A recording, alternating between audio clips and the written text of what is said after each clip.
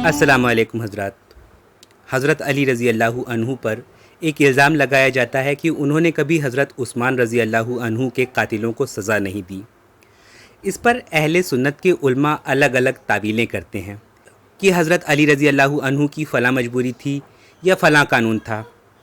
کئی عالموں کا کہنا یہ ہے کہ عثمان رضی اللہ عنہ کے قاتلوں کی پہچان نہیں ہو سکتی تھی، اس لیے انہیں سزا نہیں دی جا سکی، مگر یہ سب ہوا میں تیر چلانے والی باتیں ہیں۔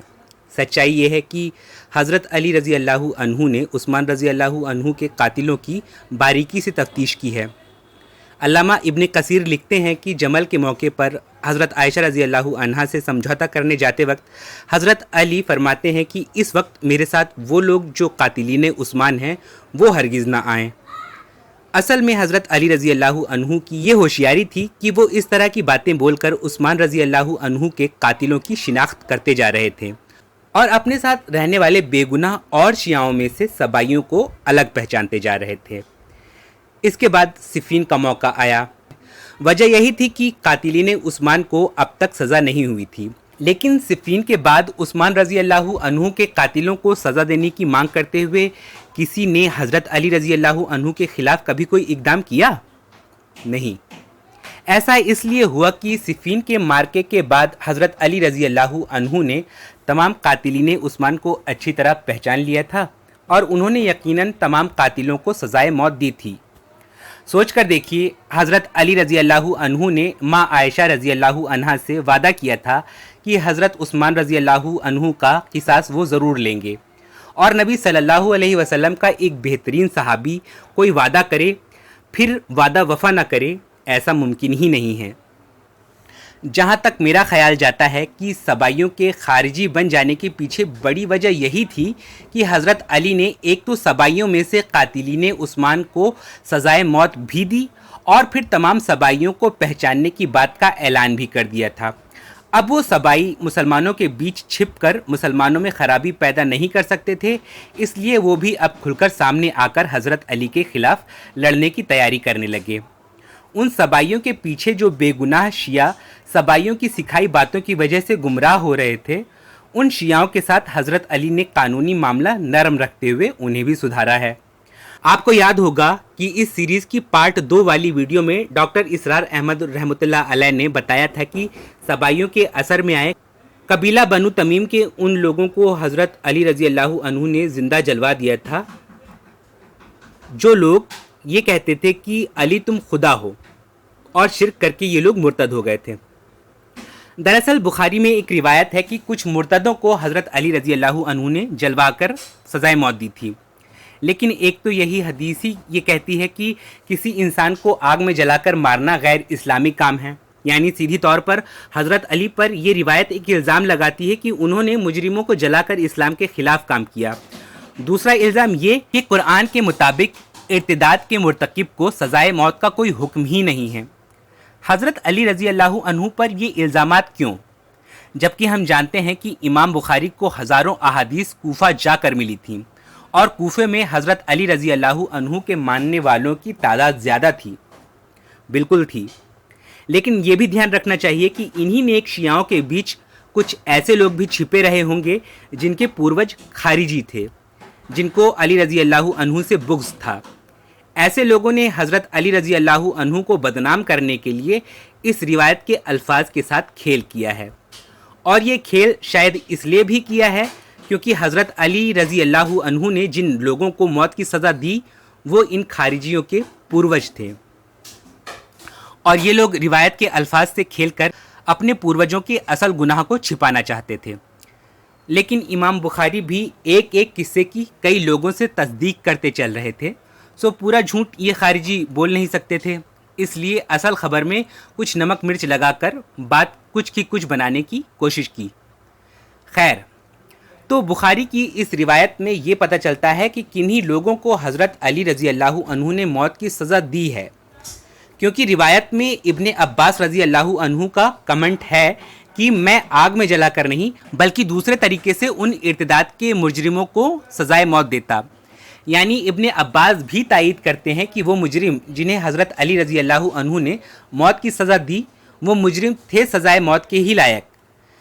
پچھلی 1200 صدیوں میں جو بھی بڑے عالم آئے انہوں نے بخاری کی اس حدیث پر یہی نتیجہ نکالا کہ وہ مجرم جنہیں حضرت علی رضی اللہ عنہ نے موت کی سزا دی تھی، جب ابن عباس بھی تائید کر رہے ہیں کہ وہ لوگ سزا کے ہی لائق تھے، سزائے موت کے ہی لائق تھے، اس کا مطلب ہے کہ وہ لوگ مرتد ہونے کے ساتھ ساتھ محرب بھی تھے، یعنی مجرموں کا جرم ارتداد بھی تھا اور ارتداد سے بڑھ کر ہرابہ یعنی اسلامی سلطنت کے خلاف جنگ چھیڑنا بھی تھا۔ لیکن محرب وہ کس وجہ سے ٹھہرے تھے، یہ بات آج تک تاریخ کے پردے میں چھپی ہوئی ہے۔ اب آپ سوچ کر دیکھیے کہ خلیفہ وقت سے بغاوت کرنے والا کون ٹھہرتا ہے؟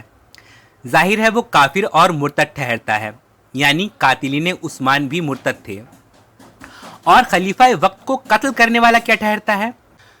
وہ 100% محرب بھی ٹھہرتا ہے، یعنی اسلامی سلطنت کے خلاف جنگ چھیڑنے والا۔ یعنی حضرت عثمان کے قاتل مرتد بھی تھے، محرب بھی تھے۔ بخاری شریف میں جن لوگوں کی موت کی سزا کی خبر سن کر ابن عباس رضی اللہ عنہ نے کمنٹ کیا ہے کہ میں ان مرتد مجرموں کو کسی اور ڈھنگ سے موت کی سزا دیتا، تمام علماء کے مطابق وہ مجرم مرتد اور محرب ہی تھے، پر ان کے ایکچول جرم کا پتہ نہیں ہے۔ پورا امکان ہے کہ وہی قاتلین عثمان تھے اور حضرت علی نے انہیں جلا کر نہیں مارا تھا، بلکہ ان کو تو پھانسی ہی دی تھی۔ لیکن پھر اسی موقع پر حضرت علی نے سبائیوں کے گمراہ کیے ایسے لوگوں پر بھی پکڑ کسی تھی جو اسلام کے ساتھ شرک کر رہے تھے اور علی رضی اللہ عنہ کی محبت میں حد سے آگے بڑھ رہے تھے۔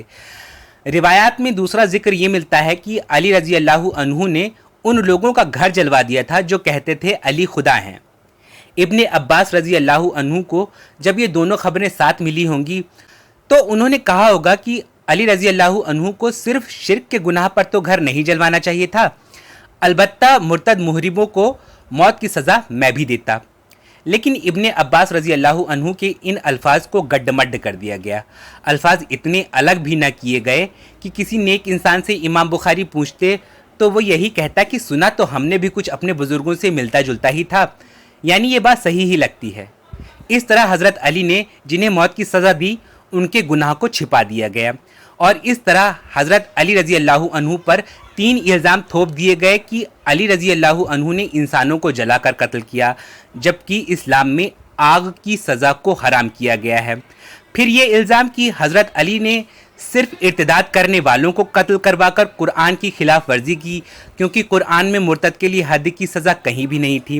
اور تیسرا الزام یہ کہ حضرت علی رضی اللہ عنہ نے عثمان رضی اللہ عنہ کا قصاص لینے کا وعدہ کبھی پورا نہیں کیا۔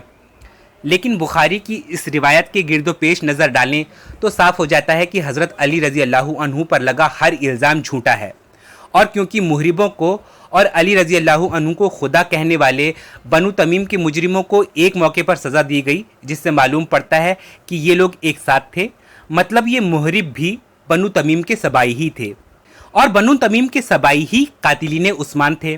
یعنی بہت ہی زیادہ امکان اس بات کا ہے کہ جن محربوں کو حضرت علی رضی اللہ عنہ نے موت کی سزا دی وہی قاتلین عثمان تھے، کیونکہ اس کے بعد کبھی حضرت عثمان کے قصاص کا سوال نہیں اٹھا ہے۔ البتہ سبائیوں نے حضرت علی رضی اللہ عنہ سے محبت کا اپنا جھوٹا لبادہ اس کے بعد اتار پھینکا ہے، اور جنگ نہروان میں حضرت علی رضی اللہ عنہ کے خلاف پوری طاقت جھونک کر انہوں نے لڑائی لڑی ہے، اور آخر کار دھوکے سے حضرت علی رضی اللہ عنہ کو ایک دن شہید کر کے اپنا اسلام کا مکھوٹا بھی خود ہی اتار ڈالا ہے۔ بہرحال ہمیں حضرت علی رضی اللہ عنہ کی نیت پر کوئی شک نہیں۔ انہوں نے جب ماں عائشہ رضی اللہ عنہا سے عثمان رضی اللہ عنہ کے قصاص کا وعدہ کیا تھا تو وعدہ انہوں نے ضرور پورا کیا ہے، اور اس کی خبر ہم تک یا تو پہنچنے نہیں دی گئی یا تو درج نہیں کی گئی ہے۔ اللہ عالم۔ پھر تیسری جو بڑی جنگ ہوئی ہے ان جنگوں میں، جنگ نہروان کہلاتی ہے، حضرت علی کی جنگ خوارج کے ساتھ، جس میں 4000 خارجی جو ہیں وہ قتل ہوئے۔ اور یہ بات اب آپ نوٹ کر لیجئے کہ یہ لوگ جیسا کہ اکھڑ بھی تھے لیکن اپنی بات پر ڈٹ جانے والے تھے، لیکن ساتھ ہی دیندار بھی تھے، نمازی اور روزے دار بھی تھے۔ یہ اسی ایک مزاج کا ایک ہے جس بات جو بات دل میں بیٹھ گئی اڑ گئے۔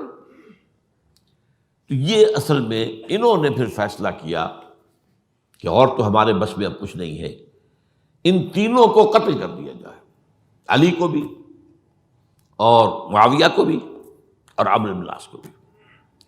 تو ایک جگہ ان کی سازش ہوئی، 3 آدمی معین ہو گئے، ایک ہی وقت کا طے فیصلہ ہو گیا، فلاں تاریخ کو فجر کے وقت تم جاؤ، وہ تم کوفے کی جامع مسجد میں جب علی نماز جماعت کرا رہے ہو خنجر مارو انہیں۔ اور یہ اس کا نام ابن ملجم تھا، خارجی، یہ وہی لوگ بنو تمیم کے لوگ۔ دوسرا جو تھا وہ دمشق میں حضرت معاویہ کو قتل کرنے، شہید کرنے کے لیے پہنچ گیا۔ تیسرا مصر پہنچ گیا حضرت عمرو بن العاص کو۔ اب یہ بات اللہ کی طرف سے ہے، یہ تو اس کی مشیت ہے، اس کا فیصلہ ہے۔ حضرت علی پر وار کارگر ہوا، آپ شہید ہو گئے۔ حضرت معاویہ پر وہ وار ذرا اوچھا پڑا، زخمی تو ہوئے لیکن آپ کی جان بچ گئی۔ عمرو بن العاص اس روز مسجد میں کسی معذوری کی وجہ سے، عذر کی وجہ سے فجر میں آئی نہیں سکی، لہذا حضرت علی کی شہادت ہو گئی۔ اب یہ ہے اصل پس منظر، کن لوگوں نے کیا شہید، اصل میں وہ سمجھ لینے کی بات ہے۔ یہ خوارج نے شہید کیا، لیکن خوارج کا فتنہ سبائی فتنے ہی کا آف شوٹ ہے، اسی کے ذیل میں ہے، اسی کی ایک شاخ ہے، اسی کا ایک نتیجہ ہے۔ یہ خوارج جو ہے بعد میں بھی ان کی مسلسل جو ہے وہ جنگیں رہی ہیں۔ بہرحال اس صورتحال کو یہ سمجھ لیجئے کہ یہ خلفائے ثلاثہ رضی اللہ تعالی عنہ، حضرت عمر شہید، عثمان شہید، علی شہید۔ عجیب بات ہے کہ تینوں کا نام عین سے شروع ہوتا ہے، عمر عین سے، عثمان عین سے، علی عین سے، تینوں شہید ہوئے ہیں۔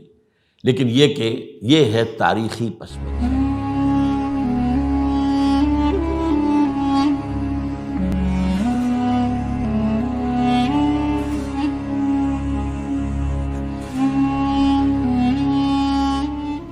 اب دیکھیے کس قدر صحیح بات تھی جو حضرت علی رضی اللہ تعالیٰ عنہ نے فرمائی جب ان سے کہا گیا کہ کیا ہم آپ کے بیٹے حسن کے ہاتھ پر بیعت کر لیں رضی اللہ تعالیٰ عنہ۔ فرمایا نہ میں تمہیں اس کا حکم دیتا ہوں نہ میں اس سے روکتا ہوں، یہ تمہارا معاملہ ہے، امرہم شورا بینہم، تم اپنے باہمی مشورے سے جو فیصلہ کرو گے ٹھیک ہے، میں نہ حکم دیتا ہوں نہ روکتا ہوں۔ اس کا کیا مطلب ہے؟ باپ کے بعد بیٹے کی خلافت ہرگز حرام نہیں ہے، ورنہ کہتے کیسے ہو سکتا ہے میرا بیٹا؟ نہیں، یہ نہیں کہا آپ نے۔ حضرت عمر سے بھی کہا گیا تھا کہ اپنے بیٹے کو نامزد کر دیں، عبداللہ ابن عمر کو، تو انہوں نے جواب میں کیا کہا؟ اسے تو طلاق دینی بھی نہیں آتی۔ انہوں نے اپنی کسی زوجہ کو طلاق دی تھی اور اس میں جو صحیح ترین طریقہ ہے وہ اختیار نہیں کیا تھا، انہیں طلاق دینے تک نہیں آتی تو میں اسے خلیفہ بنا دوں۔ یہ نہیں کہا تھا کہ باپ کے بعد بیٹا خلیفہ نہیں ہو سکتا، یہ تو نہیں تھا، کہیں حرام نہیں ہے، نہ کتاب و سنت میں، نہ کوئی حدیث ہے، نہ کہیں قرآن مجید میں۔ تو حضرت علی نے بھی فرمایا رضی اللہ تعالی، نہ میں روکتا ہوں نہ حکم دیتا ہوں، یہ تمہارا اپنا معاملہ ہے۔